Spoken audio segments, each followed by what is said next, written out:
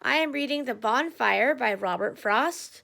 Chose this because it reminds me of just people having bonfires in the fall and the preparation of having a bonfire.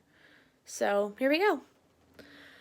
Oh, let's go up to the hill and scare ourselves, as reckless as the best of them tonight, by setting fire to all of the brush we piled, with pitchy hands to wait for rain or snow. Oh, let's not wait for rain to make it safe.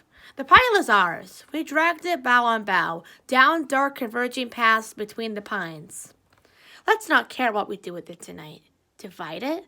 No, but burn it as one pile, the way we piled it. And let's be the talk of the people brought to the windows by a light thrown from somewhere against their wallpaper.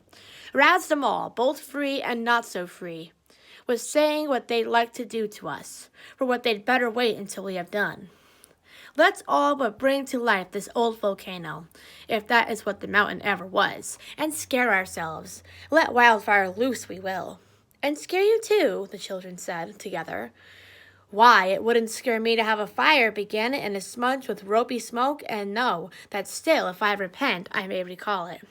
But in a moment not, a little spurt of burning fatness, and then nothing but the fire itself can put it out. And that by burning it out, and before it burns out, it will have roared first and mixed sparks with stars.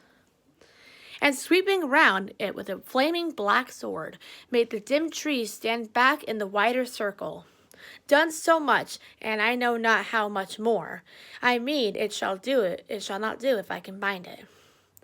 Well, if it doesn't with its draught bring on a wind to blow in earnest some quarter, as it did to me once upon in April. The breezes were spent with winter blowing. They seemed to fail the bluebirds under them. Short of the perch of their languid flight was toward, and my flame made a pinnacle to heaven, as I walked once round it in possession. But the wind out of doors, you know the saying. There came a gust. You used to think the trees made wind by fanning, since you never knew it blow, but that you saw the trees in motion. Something or someone watching made that gust. It put the flame tip down and dabbed the grass over the winter with the least tip touch. Your tongue gives salt or sugar in your hand. The place it reached to blacken instantly. The black was all there was by daylight, that and the merest curl of cigarette smoke, and the flame slender of heptacactus, bloodroot and violets soon to be now, but the black spread like black death on the ground. And I think the sky darkened with a cloud, like winter and evening coming on together. There were enough things to be thought of then. Where the field stretches toward the north, and the setting sun up to the Hyla brook, I gave it to flames without twice thinking where it verges.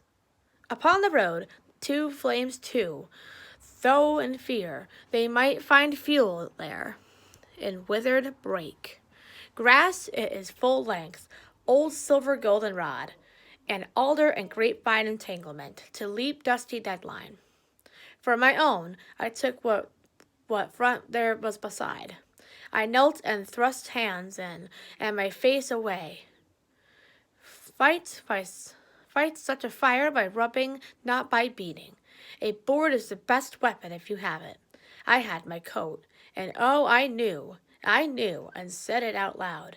I couldn't bide the smother and heat so close in, but thought all of the woods and town on fire by me.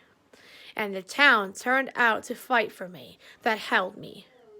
I trusted the brook barrier, but feared the road would fail, and on that side the fire died, not without a noise of crackling wood, of something more tender grass and weed, that brought me to my feet to hold back, by leaning back myself as the reins were around my neck, and I was the plow. I won! But I'm sure no one ever spread another color over a tenth the space that I spared coal black over in time. It took me. Neighbors coming home from town couldn't believe that so much black had come there, while they had their backs turned that it hadn't been there, when they had passed an hour or so before going the other way, and they had not seen it. They looked about for someone to have it done, but there was no one. I was somewhere wondering where all my weariness had gone, and why I walked so light on air and heavy shoes. In spite of a scorched 4th of July feeling, why wouldn't I be scared remembering that?